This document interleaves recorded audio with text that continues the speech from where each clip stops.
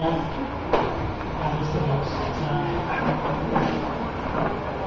ako si Grego 1984 start ko ako mga dito ako ng 1984 Gusto mo hindi okay lang po ganito. after 3 months nag-fix na ako. Nakababa na lang.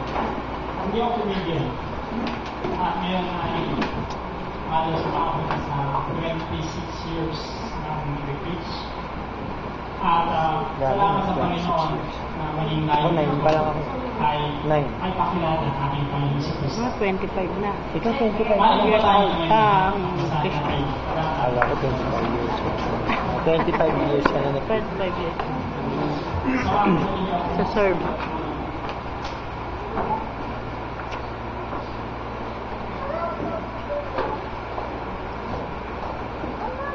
Sa Matthew chapter 7.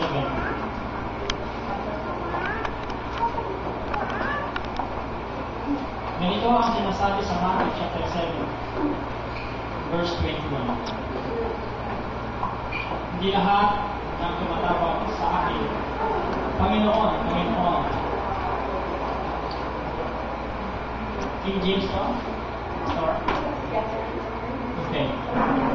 Matthew chapter 7 verse 21. Start po tayo. Sabi ko ay, hindi ang bawat nagsasabi sa akin, Panginoon, Panginoon ay papasok sa hari ng langit, kundi ang gumaganap ng kalooban ng aking Ama na nasa langit. Marami ang magsasabi sa akin sa araw na iyon, Panginoon, Panginoon, hindi ba ganang si Panghula kami sa iyong pangalan, at sa pangalan pinagpalayas kami ng mga demonyo, at sa ngalan ko yung sigawa kami ng maraming gawang makapangyarihan. At kung magkagaling pahay ko sa kanila, kailan may hindi ko kayo nakakilala, magsilayo kayo sa akin, kayong magagawan para sa akin. As kung tayo may nalamin. Ang aming Diyos, maraming salamat po sa pagkabasa ng iyong salita na kami po ilubos ng pinagpala na nagbibigay sa amin o Diyos ng liwanag upang maituwid sa ayos ang lahat ng aming maling pamumuhay. Dalangin namin o Diyos ang pagkilos ng Banal Espiritu Santo sa aming kalagitnaan para nasa po namin ang kanyang kabanalan ng kanyang kapangyarihan o Diyos. Pagpalain mo, Panginoon, ang bawat isa, mabusa ng puso't isipan sa liwanag ng iyong kalooban ng Diyos. Ikaw ang aming pararangan, itataas, itatanghal, ikilanin, pagpiling ko lang at mamahalin. Maraming salamat po, Ama. Ito po ang aming samot dalangin sa marami sa pangalan ni Jesus. Amen. Tapakan niya natin si Lord. Lumakas ba? Ayan.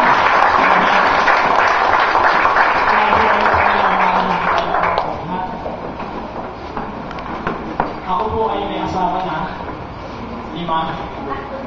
Ang aming daming anak.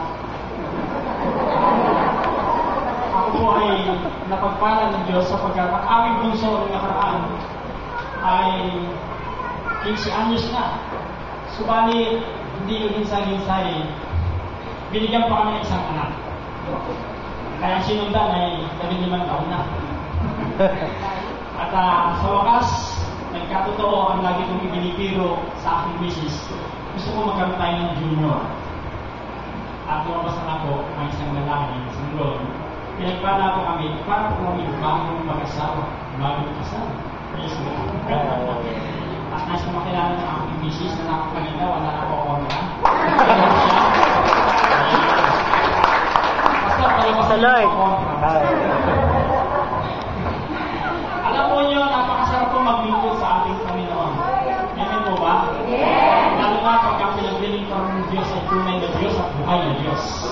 Hindi kanya pababayaan, hindi kanya iiwanan. Sa aking paglilingkod sa ating Panginoon ay hindi ako nanghina. Palaging gusto ko laging natas ang pangalan ng ating Panginoon. Pero before na makilala ko si Kristo, ako po ay dati isang naglipa ng isang problema ng ating barangay.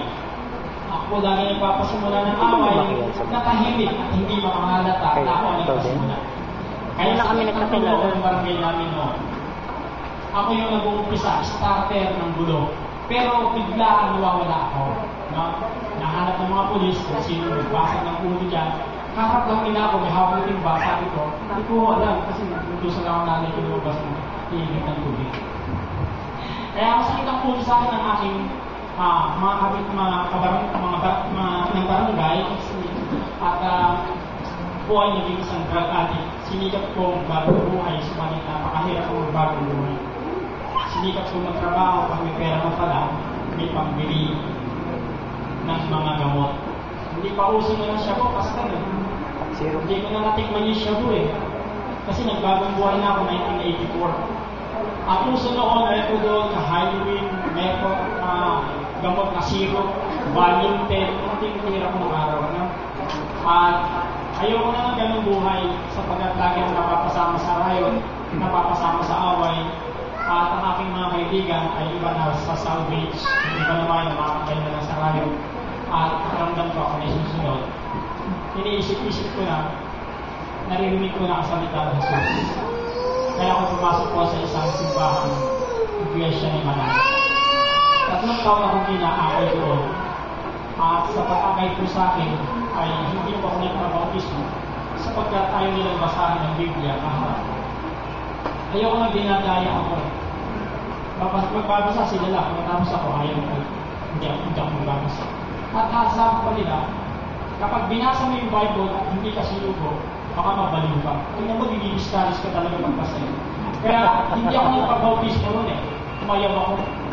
At maraming pupunta, may pangalan dito, mga Amerikano kasi sa palala sa katangkad. Pakikilala mo na si Jesus, pagkatapos sa kabila ng daigdig, pakikilala mo si Moroni. Hindi ko gusto yung gano'n eh. Hanggang sa akin naghahanap ng pagbabago ng aking buhay. Hinahanap ko kung paano ang buhay ko maging mapayapa. Dahil ang buhay ko noon, wala nang kapayapaan dahil marami kong atraso kanan. Hindi ko alam kung saan ang dadaan. Nakakita ako ng tayo namin, kulay ko na tumatakbo karet ako sapagkat hindi ako nawawalan ng balisong, hindi ako nawawalan ng marijuana sa pitaka. Yan ang buhay ko. Masaludo ako doon sa Mercury Drugs sa monumento sapagkat siya na lang ibibigyan ng bigay sa buhay ko ng araw. Sinubukan ko magbago, pasok sa reliyon, may mga kasama kong maagay sa akin, o addict din, sino mga kasama ko eh. Pinabago buhay. Hindi nabago ng magulang ko. Pinag-aral ko sa FPU, ako napakabait ang tingin ng nanay ko sa akin, pero pagdating sa FPU, ako yung nagdadala ng mga gamot. No? Ang gulo ng buhay. Pero nung makakilala ko sa aking Panginoon si Kristo, may nagpala rito 1984, may nag-share ng Word of God sa akin. Galing sa Bible sa akin. Paano nalaman yung Bible nila? Galing mag-share. Nagtanong ako, at nag-Bible study kami, at doon ko nakilala si Kristo. Si Kristo pala ang daan, ang katotohanan at ang buhay. At walang makaparoon sa Ama, kundi sa pamamagitan ng Kristo na. Amen. Sinalisi ko mabuti yun. At ako ay aliwanagan ng aral at pinangarap ang kaligtasan. Ibinigay, pinaliwanag ng Diyos sa akin, nais ko rin ibahagi sa ating lahat at ibabahagi niyo sa mga taong naliligaw ng landas. Kanina, papunta ko kami nito, napakaraming sumasalubong sa akin, akala ko ako yung nasa umuwi pala sila galing sa simbahan. Ako pa mga kapatid, prangka ako kumangaral. Hindi na ako nagpapala, liwi-liwi pa, hindi pa ako nagpapasangge, sakol ka agad. Pero pag tinamaan ka, tatawa ka, hindi masakit. Bakit po? Totoo kasi isasabihin at sinasabi ng salita ng Diyos. Amen po ba? Amen. Hallelujah. Sabi ko sa ating talata na ating binasa kanina, hindi po lahat ng tumatawag sa aking Panginoon ay papasok sa kaharian ng Diyos. Kundi yun lamang sumusunod sa kalooban ng aking Ama, sabi ng ating Panginoon si Kristo. Ito ang ating resolbahin. Ano po?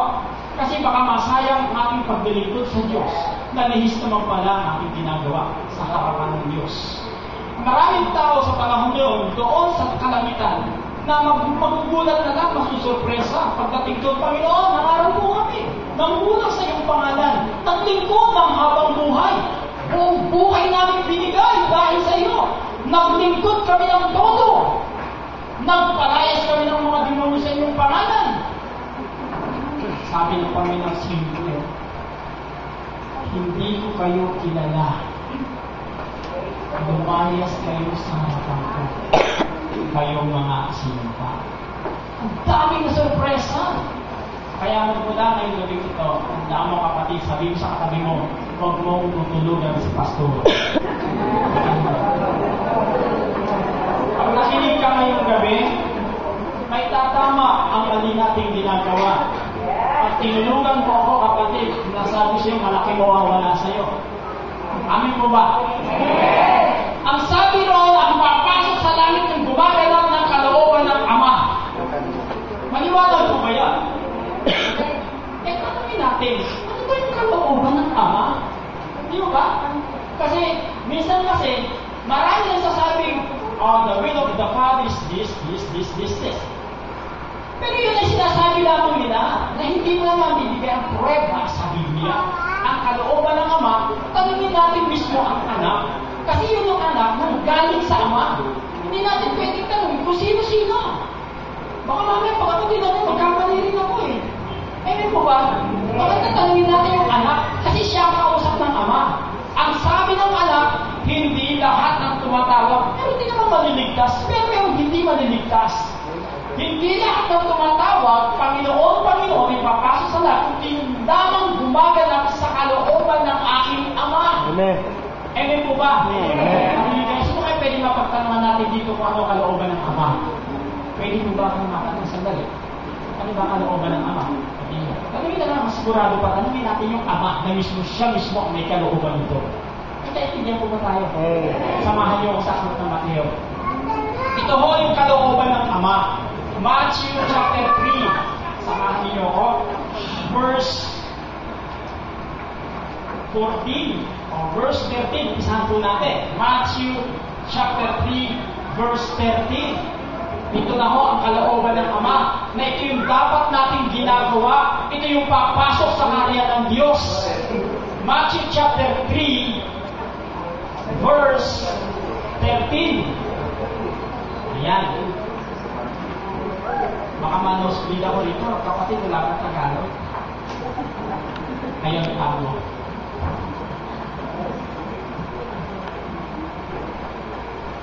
Ayun. Matthew chapter 3 verse 13. Pansinin niyo mabuti kung ano ang kalooban ng